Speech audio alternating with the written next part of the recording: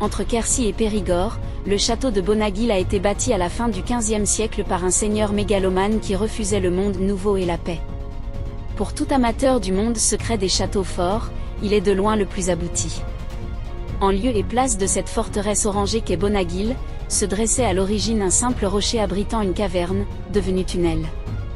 Un premier château y a été posé au XIIIe siècle, qu'une riche famille du Midi a métamorphosé. L'histoire du château fort. Nous sommes en 1907 et Thomas-Édouard Lawrence, futur Lawrence d'Arabie, fait le tour des châteaux forts de France à bicyclette. Comme lui, on ne peut que tomber sous le charme de ces tours blondes et élancées qui grimpent à l'assaut du ciel et d'un invisible ennemi. Car l'histoire de Bonaguil est singulière. Comment surnomme-t-on le château de Bonaguil et pourquoi a-t-il été construit? Bonaguil, dit aussi Bona-Acu ou Bonne-Aiguille, est à l'origine un rocher percé d'une grotte. Situé entre deux vallons escarpés, il s'habille d'un premier château au XIIIe siècle. Mais il faut attendre les Roquefeuille, une puissante famille du Midi, et surtout l'un de ses représentants, Béranger. L'homme se prend de passion pour le lieu et va engloutir sa fortune afin de le transformer en une forteresse imprenable. Seul hic, nous sommes en 1483, la guerre de 100 ans est terminée depuis 30 ans et une mode venue d'Italie transforme les châteaux forts en palais de la Renaissance. Mais Béranger refuse ce monde nouveau et décide de bâtir un château à la gloire de la chevalerie. L'architecture de Bonaguil.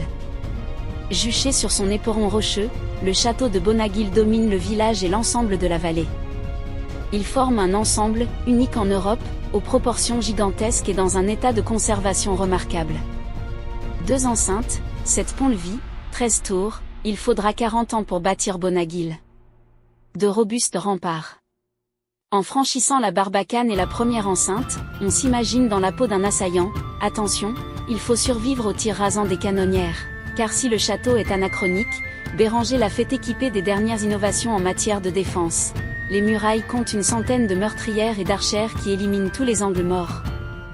Viennent ensuite la seconde enceinte et ses 5 tours, dont la tour grosse. Les étages supérieurs servaient d'habitation, mais la partie inférieure est équipée de mousquets, d'arquebuses et de coulevrines. Entre l'actuelle esplanade et la tour rouge, voici une chicane, un terrible piège pour l'attaquant qui pénètre dans un étroit couloir et se trouve pris sous le feu d'une canonnière. L'orgueil du château, son donjon. En forme de proue de navire pour dévier les boulets, il est surmonté d'une tourelle de guet qui ne laisse aucune chance à l'ennemi. Grimpé sur sa terrasse, de là-haut, on a une vue très parlante sur l'ensemble de l'édifice. C'est aussi un endroit idéal pour méditer sur la vanité des hommes. Car Bonaguil, chef-d'œuvre de l'architecture militaire, ne fut jamais attaqué, seule la Révolution mit à mal les bâtiments. Un peu comme un désert des Tartares au-dessus de la vallée du Lot.